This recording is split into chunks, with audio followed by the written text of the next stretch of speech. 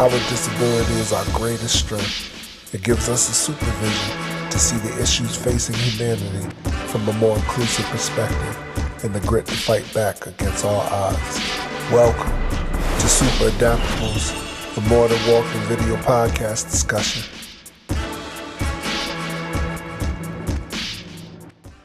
Welcome to Super Adaptables, the podcast where people of all abilities gather to discuss pressing issues that affect the disability community and their implications for the world at large. We are your hosts. I am Corey Pheez, C4 complete quadriplegic since 2005.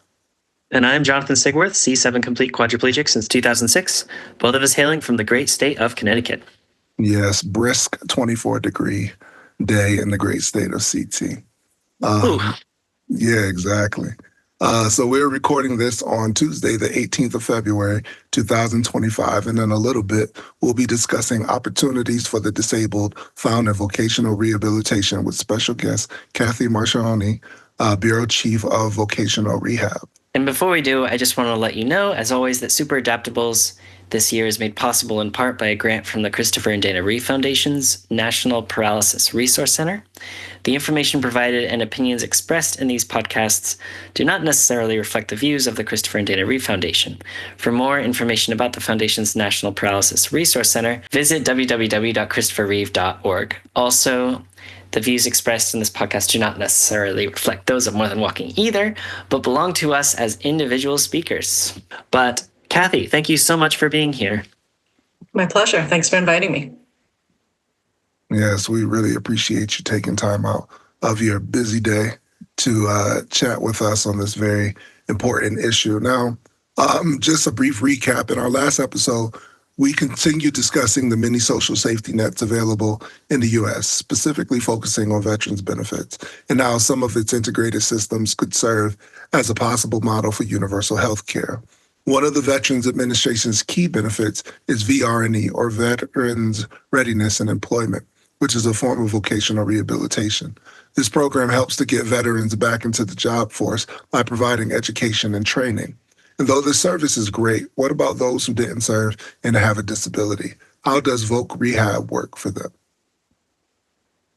Or how do veterans who don't have a service-related injury take advantage of Voc Rehab? So as it is the case with many important programs out there, there are pros and cons to weigh about their efficacy and how they can be improved to continue the fight for community access. And while we recognize the daily sacrifices of our service members, this is an ongoing discussion about access to life-saving services, not only for veterans, but for everyone. So, Kathy, to start with, can you tell us, in your own words, what is vocational rehab? Why is it important? And how are everyday citizens and our veterans utilizing this service? Sure. So vocational rehabilitation is a 100-year-old plus federally funded, state-administered program. Every state and territory in the country has us.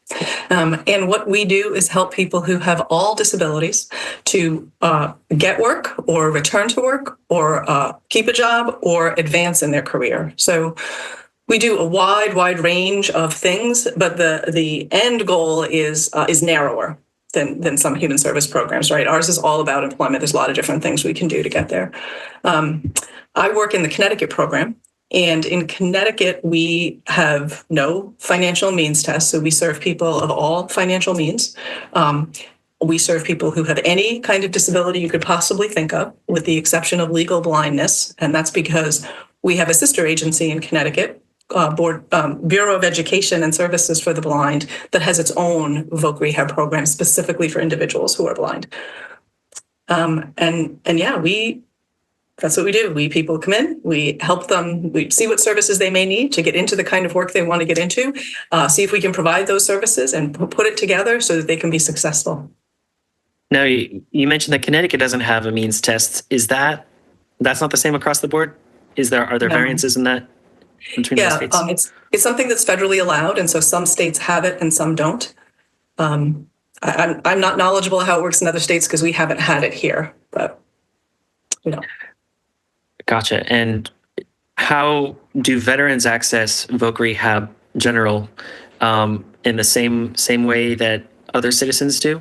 or Yep. are there other kind of collaborations or other partnerships between the VA and Voc Rehab?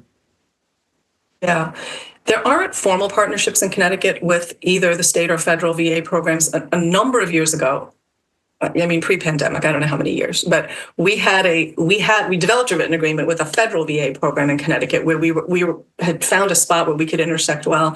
But we really didn't get many referrals from it. So I'm speculating when I say that maybe because they do a pretty good job and they didn't need us to pick up at the point that we all thought they were going to need us to. But we would certainly be happy to go into an agreement again or pick up the old one. But the way veterans and all citizens who have disabilities get in touch with vocational rehab and apply for services is they just call a local office or call our central office. All the information's on our website. We have 14 local offices. In addition, we have staff at, I think, all of the American Job Centers at least some days of the week. So people just can email, can call, make an appointment. Wow, that's awesome to know. In some of our private discussions and conversations with other people with disabilities, one of the things that we wonder about is, how accessible is it in order to be able to apply for vocational rehabilitation services? So as far as like navigating the website, talking to a live person, if there's, other accommodations that are made. But aside from that question, how is it paid for? And does CT foot part of the bill? Okay. It sounds like you'd like me to take the funding source question first, right? Yeah. Okay. So the vocational rehabilitation program nationwide is roughly 80% federally funded with what's called a 20% state match. So that means in order to capture your federal dollars as a state, you have to have 20% of state dollars invested in it. In Connecticut, we are well supported that way. I think our exact ratio is about 78-22. So Connecticut supports the vocational rehabilitation program more than it is required to, sees the benefit of it. We also in Connecticut and in many other states have some grants we've applied for, some separate federal grants for specific services. Like if grants, we had a grant become available several years ago, maybe 3 years ago, specifically to help individuals who have intellectual disability move out of sub-minimum wage employment. And we captured that grant. All we can use that money for is that specific important work. Awesome. And as far as being able to have that access, those who are blind, those who are quadriplegics in wheelchairs, how is it navigating and getting in touch with somebody and getting the application process kind of through quickly? Sure. I'm going to answer that in two ways. One, how it works, and then the second, how quickly. Because like most other employers in this country, we are experiencing an unprecedented staff shortage that I've been working in this field for 35 years and I've never seen it. So let me take how do you do it first, and then we'll talk about how fast is it right now. Yes, all of our offices are physically accessible. They are also, all of our websites are screen reader friendly. All of our phone lines are answered by humans. We don't have phone trees. The one thing I want to say, though, is, again, we have staff shortages. So sometimes there is no one to answer the phone. It'll go to voicemail. We have an expectation in that case that a return call will be made within 24 hours. I have received complaints in recent months that has not been happening. And so we are really seriously trying to fix that. The one thing we don't want is for people not to be able to reach us, right? So that's our accessibility. In terms of being accessible for individuals who are deaf, we have staff we're divided into 3 regions in the state. We have counselors in every region who are fluent in American Sign Language. We have videos on our website in American Sign Language. We have a couple of staff interpreters to support our deaf staff, who then also, support folks when they come in the office who use sign language. And we have staff in each region who speak Spanish. We also have a pilot program in 3 offices, I believe, with some technology where if you come physically into the office, there's a small piece of technology that we have access to interpreting what I think is probably an unlimited number of languages. It may not be actually unlimited, but it's a lot. So if someone comes in speaking a language that we don't have staff in the building who speak, we use this piece of technology. That's fantastic. So related to the staff shortage, is this a state issue? Is this a national issue? Who's responsible for staffing the VRs? Are you guys considered federal employees or state employees? State employees. So the federal government gives the money to the states. The state administers the program. So we are all state employees across the country and are responsible for our own staffing. And it is a nationwide problem. It's something our national overseeing body and advocacy groups have been working on for a couple of years now. It's been identified as a priority. Getting and keeping staff, like everybody everywhere else right now, is just really hard. Is it a funding issue? I mean, because we're hearing a lot in the news, and we're going to get to how Voc Rehab is part of the Department of Education a little bit, but there's funding being cut left and right in different federal programs that affect states.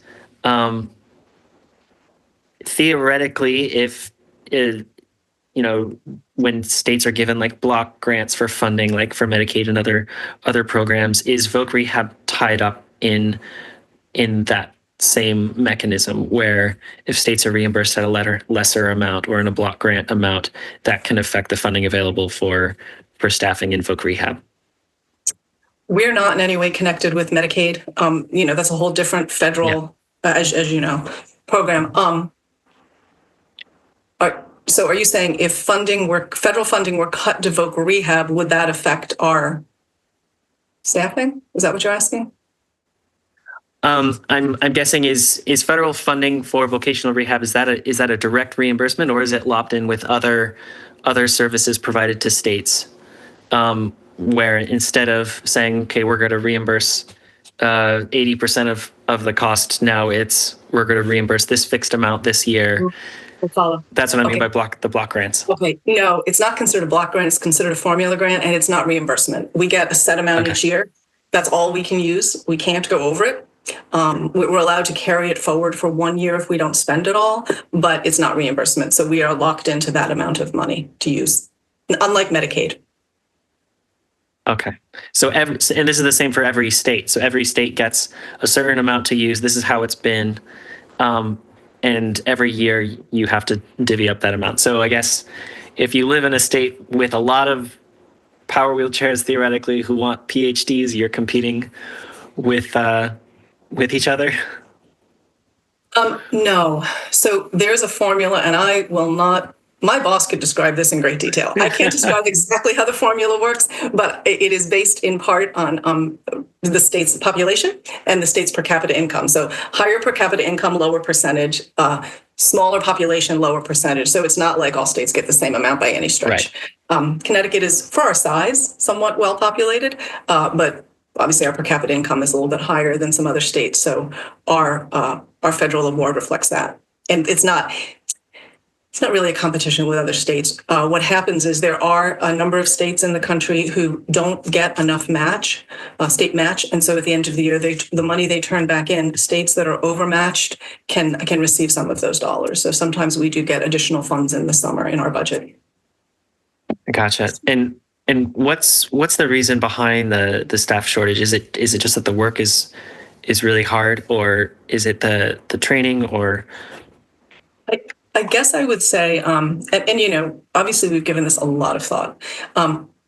When the Workforce Innovation Opportunity Act passed, which is our governing law, in my opinion, it's a good law. Like it tidied up a lot of things that, as a Voc Rehab professional, I was really happy to see happen. It also included a tremendous amount of administrative oversight, both for the whole state agency and for the individual caseload counselors. And I can tell you, I was a counselor. No one becomes a counselor like anything else to do paperwork, right? So we do have a harder time keeping staff because of the administrative burden. The work is hard. And so you love it or you don't, I guess. But it's also, it's probably pay Like we can pay competitively against some places and not so competitive against others. So a lot of those reasons. I had a question, like just with regard to employers, and there are some employers that fear that like hiring people, persons with disabilities, is going to be costly. But it seems like to some degree, Voc Rehab can help supplement some of those things. I was watching a video on BRS's website, and they were talking about like supplying things like hearing aids, and I guess what can Voc Rehab pay for, and what is considered like reasonable accommodations? That's a good question. So we're not supposed to do things that are covered by the ADA. So if an employer is supposed to provide a reasonable accommodation, they should provide it. Things like hearing aids, which are, I think, are not, they're considered personal devices, right? So if I wear a hearing aid, I don't just wear it at work. I don't leave it at the office. I wear it throughout my life. If I use a wheelchair, I don't leave it at the office. If I use an ergonomic keyboard, I might leave it at the office. So the ergonomic keyboard is probably something an employer would generally have to provide, whereas the personal equipment would be something, if their insurance didn't, Voc Rehab would be more likely to. Okay. Would that include any type of, payment towards like an additional person that would be more like an aid to the person at work, so that the employer wouldn't have to worry about that? Would Voc Rehab cover anything of that nature? No, we don't. Employers do that. So, for example, for our staff who use either interpreters or any other kinds of assistance, we pay for it as an employer, not as a Voc Rehab agency. That said, we do many times pay for like a personal assistant or an assistant while someone's in college. We send a lot of people to college for other kinds of vocational training. We will a lot of times pay for the assistants there. The schools usually pay for sign language interpreters, but not always. We also pay for what we call job coaches, which is for individuals who need help hands-on learning the job. So somebody who's just going to take up a little bit longer to learn the job, and the employer is not responsible to do that. We will bring someone in with them to learn the job and help them, get fully up to speed. Awesome.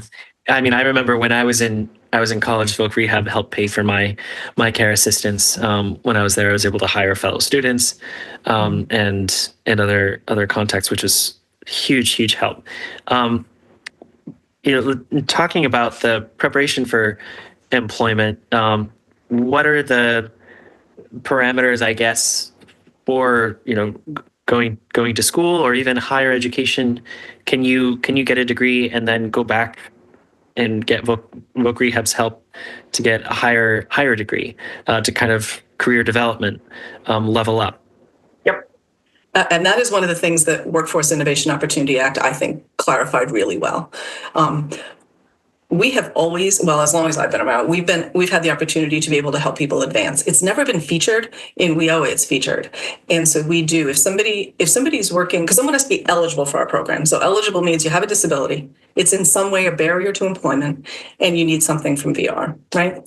So if somebody has a bachelor's degree, is working, let's say, as a teacher, needs the master's degree, but by the nature of that person's disability, let's say, they can't work full-time and go to graduate school. And so the opportunity for the school district to pay for it really isn't there for them in the same way as it is for their peer who is able to do that. So in that case, we might say, okay, we're going to pay for the graduate program. You may have to take a year or two off teaching. We'll pay for the graduate degree, and now you go back and teach.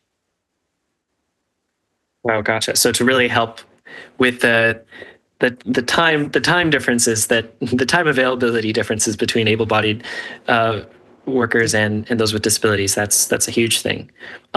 Is there a means test, or is there a sliding scale for tuition assistance, or what's the mechanism by which that's determined? Yeah. We do have a lot of rules around college funding. We're currently in a 2-year pilot to see if we can afford to loosen those up a lot and pay more. The very, very basics of it is that we pay at the state's college rate. So if somebody, again, is going to become a teacher and they can study at Central Connecticut, it's possible we would pay the whole thing. If they choose to go to a private school that costs maybe twice as much more, we would only pay the amount of central. Gotcha. That's a really simplified version, but that's the basics. No, that makes sense, and I mean it's great to hear, because this was a question I had, because I went through with my bachelor's and was never really quite sure if pursuing Voc Rehab after that was really an option. I've settled in my career now, but for others, that's it's good to be able to speak to that. How else, we've talked about a number of different aspects of vocational rehab. How else can the system be improved, in your opinion, whether it be in outreach communication? What are the needs from, the service provider point of view to make the program more effective and more impactful in the community? Well, outreach is always a problem. Government programs don't have budget for outreach, marketing, those sorts of things. Early in pandemic, we made a decision to invest in it. We hired a marketing firm. We did some substantial investing. You see the results of some of that work on the website. We have more of a social media presence than we did, although I'm sure it's not exceptional. It's certainly more than we had. Unfortunately, then we got hit with a staffing crisis. So there's nothing worse than saying, everybody come on in the door. We're here. We've been waiting for you. Oh my gosh, we don't have anyone who can see you. That's not been ideal. But certainly outreach, having enough people to be able to do all the work, and being able to keep them in a time right now when people move around more than they did. Having more partnerships. We have partnerships with a number of employers. Of course, having more would always be beneficial. We partner with many nonprofits who do the things like the job coaching. They do some job development. They do what we call trial work experiences. If we think we're facing a staffing shortage, they are facing a much more significant one as nonprofits. So having them fully staffed and ready for our referrals and ready to kind of hit the ground, those would be places that we would really see improvement for us. And, just kind of piggybacking off of that question, I was listening to one of the reps at BRS talk about what they offer and why vocational rehabilitation is so important. But I wonder if the bigger question to ask, as John was talking about, like how the system can be improved, and you talked about the messaging, and you don't really see government agencies putting it out there. But do you find employers saying, hey, we're seeking after those who may be differently able? We want to diversify what our workforce looks like so that we can better serve the community. Do you find that being something that employers are actually like trying to, extend that olive branch to people to keep the staff more, fixed so that, these services can be rendered? Mm-hmm. We have. There's always been a few who have reached out and for lots of different reasons said, this is the direction we want to go, and they've partnered with us. I would say in the last, again, handful of years, as the economy has been such that there's a lot more jobs than there are people who want those jobs, right? We have had more employers reach out, of course, and are very interested. And, at some point, I have one of my coworkers, Carly, oversees our small unit that works more directly with employers, and she could get into some of the details of the companies we work with, what we do with them. But yes, we have, again, for the majority of my career, we were always the one knocking on the doors of employers, and we did see I'm not going to say a sea change, but we certainly saw a difference as the labor market shifted, and people were needing employees, and were suddenly saying, wow, there's untapped market, there's an untapped talent pool here. And what we have not found is once employers start, seeing this and recognizing it, that they back off. We don't see that. Once they recognize there's this whole talent pool out there that they maybe haven't really considered in the right way, they stay on board. I mean, that kind of brings to mind, we hear a lot in the news lately about false accusations about the negative impacts of DEI, which is DEIA for accessibility. And would love to hear from you. Kind of what is the pitch that you give employers that the general public, whether you're disabled or not, should understand about people with disabilities in the workforce, their capacity to do the work, to do hard work, to achieve, all levels of employment. What do you say to people who are skeptical about DEIA initiatives to maybe, I think, counter some of the narrative? Yeah, I mean, I don't think I'm qualified to counter the DEIA noise that's happening in the world right now. But what I can say is what I've always said to employers and the public is, first of all, depending on what number you want to look at, is it 10%, is it 20% of us, population in the United States, has some disability.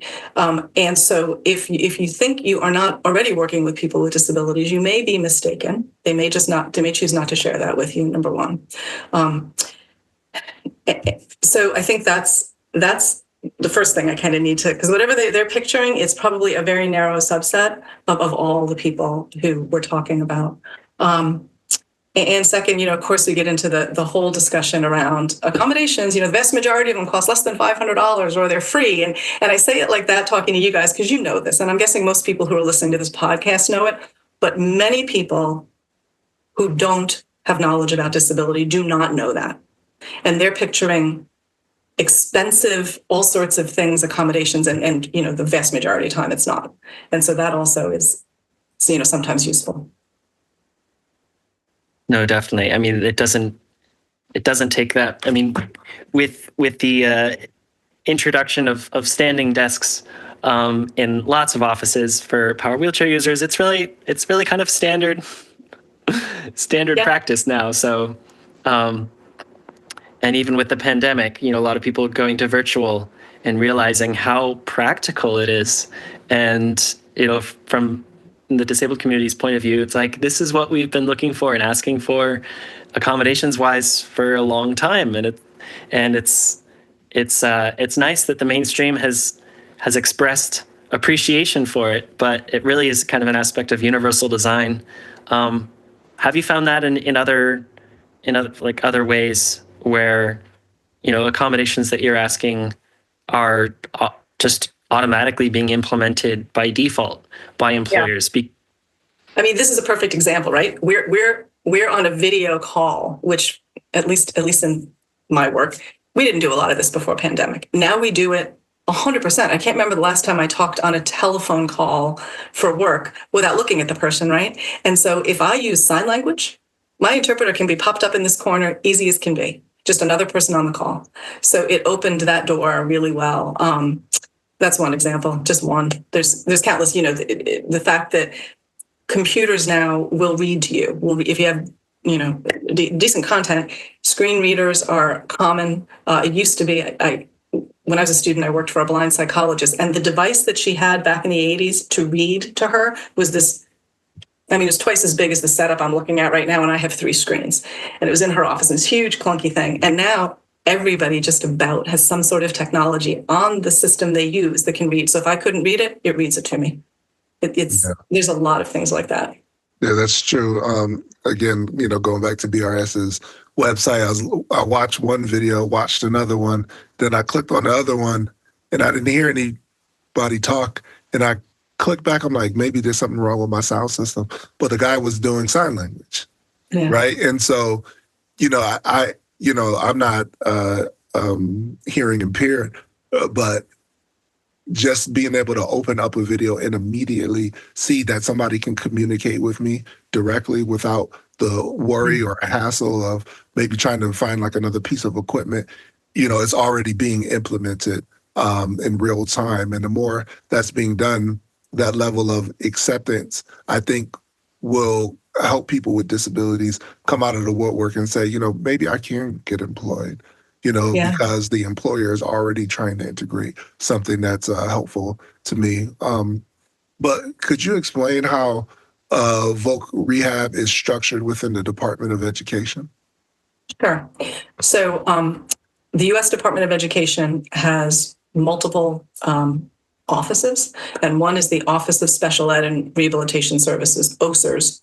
And that is, within that are two parts, Special Ed Services and Rehab Services Administration, and that's us. So the Rehab Services Administration within the US DOE is our federal funding and really overseeing body for all the state programs. That's where we live. And then within states, we can be housed in any different department. Like, for example, in Connecticut, we are housed within the Department of Aging and Disability Services. Before that, we were housed in Department of Social Services. Varies. Gotcha. And I know the Department of Education does a lot outside of vocational rehab. Can you speak to whatever your knowledge of other services that the Department of Education provides to people with disabilities? I'm really not knowledgeable about that. I mean, I know there's the whole other part of OSERS is special education, but I have not ever worked in it. Okay, that's fine. Switch gears just a little bit back to, it sounds like one of the main ways the system can be improved is with increased staffing. And is Voc Rehab in Connecticut currently hiring? Like, are you guys looking for people with disabilities? And if so, like to hire as staff? And if so, like, who's your ideal candidate? What are the requirements? If someone listening to this is like, oh, vocational rehab sounds like a great program. If I could help make it function better, I would love to do that. Like, what's the perfect candidate? That's a good question. So we, our frontline staff, I'll start there, are vocational rehabilitation counselors and clerical staff, and we have a couple of fiscal staff in our field offices. Our clerical and fiscal staff are not required to have degrees. They're required to have, different skill sets that if you look on the Department of Administrative Services website, it's all outlined nice and clearly. What I like, my dream for those positions, like when my staff are interviewing for those positions, I want somebody who has passion for this field, who wants to make a difference, who's not, kind of showing up to collect a paycheck, so to speak. And somebody who's, ready to work hard and learn and kind of get into it all with us. For our counselors, you do have to have a master's degree. Vocational rehabilitation master's is about 60 credits.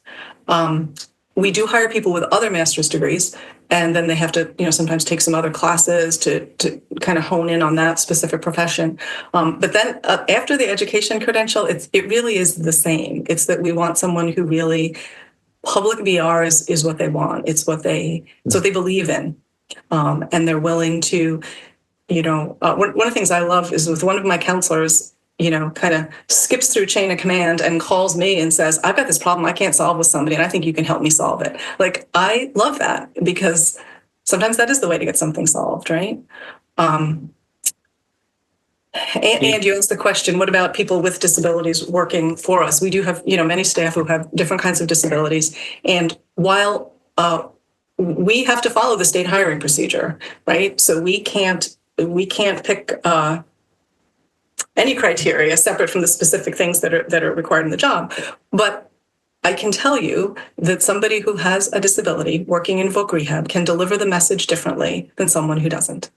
And I'm sitting here as somebody who doesn't have a visible disability, and when I say something to a family, it does not have the same impact as my coworker who may be deaf or who may use a wheelchair or who may have another disability. So we love to hire folks with disabilities. It is the clearest of all messages that we can give to employers, to families, to individuals. I mean, Corey and I have talked about this, several times now, where and some of our other participants have mentioned it as well. But when we speak to people who are newly injured, who want to get back to work, sometimes they don't know how to do it. They want to give back, and I'm not sure. And as you said, the marketing, maybe that's an area of improvement as well. But I know that there are people with disabilities who are hungry to give back and to show that there is hope, there is opportunity out there. And the more people with disabilities that become Voc Rehab counselors, Like that should be your number one recruiting office, is those rehab hospitals, where you're retooling people who've worked in construction, become paralyzed, and now are wondering, well, what do I do now? And, whenever I talk to them, I'm like, hey, this is an opportunity to step back and, in telling them about Voc Rehab, you can reimagine what you want to do with your life. Were you ever interested in history? I've spoken to someone who was a surfer and a skateboarder who got crushed by a wave, and then was in high school didn't even think about college, was not a very good student, but after becoming paralyzed and being ventilator dependent, fell in love with history and started became a college professor, teaching on the history of skateboarding and the cultural revolution that it was, and just like that's his passion, and that was in large part thanks to Voc Rehab. So I think that's a really good message for you to share, is that Voc Rehab is hiring, looking for people with disabilities, and that this program can really help people get back to the work they were doing, but also explore new avenues. All true. I mean, I can tell you, our counselors, like, I don't know, they actively recruit. Like, I'm not sure if there's another way I can say that, but like they have caseloads of 100 people. And when they see somebody who they think may be interested in Voc Rehab, they're like, hey, what do you think about this job that I'm doing? And we have, obviously I would never name names, but we have multiple people on our staff where they were former VR consumers, and we sent them to grad school or college, and they became counselors with us or with another state or with somebody else's VR, but got them in the field. That's a beautiful full circle. Yeah, no, that's amazing. And just speaking about full circles, I think that the opportunity to be employed, it literally is sky's the limit. And you had mentioned something earlier, Kathy, and I don't know if you could speak a little briefly about it with the, a little bit of time that we have left. But you said that, you had worked for a blind psychologist, right? So sometimes we have the impression that it's the people with disabilities who always are in the need, right? And so by default, we're kind of codependent on everyone, but yet we can also become the quote unquote the boss per se. And then you also spoke about having passion to be devoted to advocacy and helping people get their foot in the door where opportunity may not have presented itself. So could you talk a little bit about how you worked for that psychologist, and maybe like what were your apprehensions and how they were like alleviated in that experience? Yes, I can. I was an undergraduate student, and I needed a part-time job to, pay for school. And I was at a city fairly far away from where I grew up, and it was the 80s. So you looked for jobs in a newspaper. Yes. There's probably people on this call who have no frame of reference what that could be like, but it actually worked. And then you picked up a phone. So I called her. It was just someone who was looking for a psych assistant to score testing and that. So when I met with her, she was blind, and she said, I also need you to be my reader. So I'm going to have you be reading reports and stuff to me. And I was just so excited to be able to work in my field as a part-time job as an undergraduate that I really didn't pay a lot of attention to the fact she was blind. I was like, wow, I'm going to be working in this huge state psych hospital with this woman who's well regarded, and I'm going to learn all these things. And that's just what happened. I mean, I learned a lot. I also learned while working with her, at least a glimpse of sometimes how people are treated, because I was 20 years old, didn't have a dollar to my name. She was a well-regarded woman in her community, much older than me. And when we would go out to lunch or something, or to a store, invariably staff would look to me to talk for her or to pay. Now, I couldn't do either of those things with any amount of credibility at all, but I was shocked. And I was young enough to be shocked that they would think I could either pay for these things or that I would be able to answer for her. But she was very gracious, and she would debrief on that with me and say that, that's how it is. If you're going to be a rehab counselor, you got to understand this. I was like, wow, I guess I do. But getting to experience that with her was powerful. Wow. And that's And that's exactly what I and John express so much about. When we talk about advocacy, it's really about immersing yourself in the other person's shoes to get a better understanding, and that there's a bit of change in one's moral character that has to happen in order for them to see it in a different light. So, in your experience, you got to see what that person went through on a day in and day out basis, especially that thing where folks direct the conversation towards you and not them, and they speak past the person with disabilities. And I think Voc Rehab empowers those of us with disabilities. When we're employed, we feel that we're not leaning on the system, but that the system, if anything happens, can lean on them because they're prepared to be uh, working. They're ready to take on those challenges, even to go to school and do the 60 hours or get the 60 credits or whatever it is. That is a feat in and of itself because you're pursuant of a higher goal than just being comfortable in your position and saying, hey, I have a disability and I can no longer contribute to society. And so, I'm thankful for somebody like you who is in this field and has immersed themselves in it for the time that you have. And, though I and John are, fairly young, it's not so far from us remembering the days of things like TV guides and, you actually had to work to look for the things that you want in life and searching for a job application in the newspaper, it brings back a lot of great memories. But thank you so much for taking the time out and sharing your vast trove of wisdom with us. And hopefully, those who are viewing will be able to say, hey, you know what? I want to get back into the work field. And here are the requirements. And look, there's an employer who will and is willing to hire someone with a disability.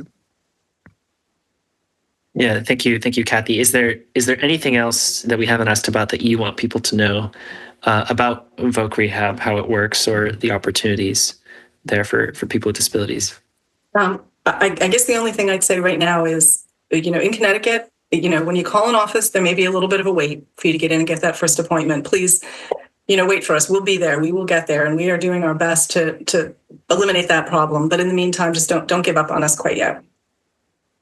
Awesome. Yeah, and whenever I tell people about Voc Rehab, I'm like, hey, they support in so many different ways. They'll pay for modifying vehicles, get you educated, get you back to work. It just takes time. So reach out to them as soon as you can. Yep. But it's worth it.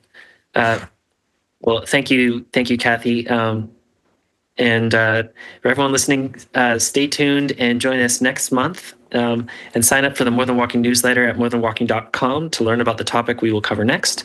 Also, like, comment, and subscribe to our More Than Walking YouTube channel to watch each podcast, and we'll be dropping new episodes every Monday or Tuesday. Follow us wherever you listen to podcasts.